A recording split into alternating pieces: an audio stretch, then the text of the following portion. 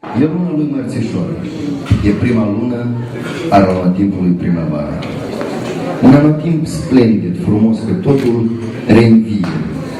Când în sufletele noastre apare câte o flacără de dragoste, de bunătate, de voieșie.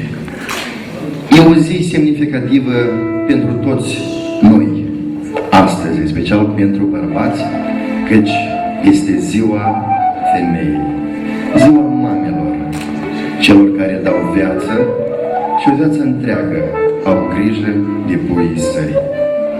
Dar pentru voi, stimați părinți, astăzi este o zi nemaipomenită, deosebită, chiar putem să spunem și extraordinară, căci puii voștri de azi înainte sunt un tot întreg și-au unit inimile și sunt îmbrăcați în straie de mire și mireasă.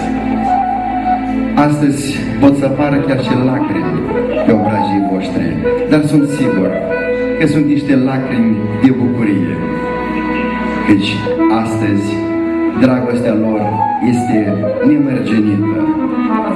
Dragostea lui Oleg și Daniela. Și noi le zicem bună seara și vă invităm la voastră nuntă!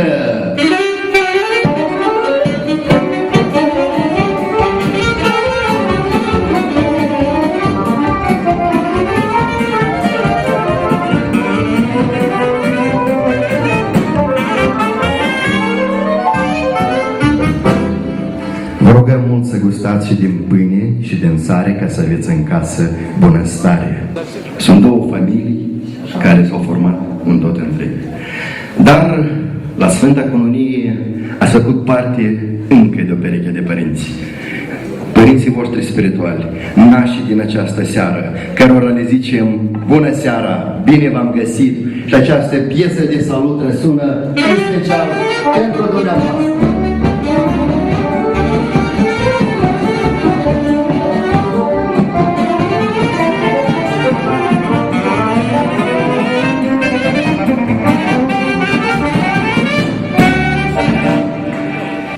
Deja oaspeții ne fărâmă prajul.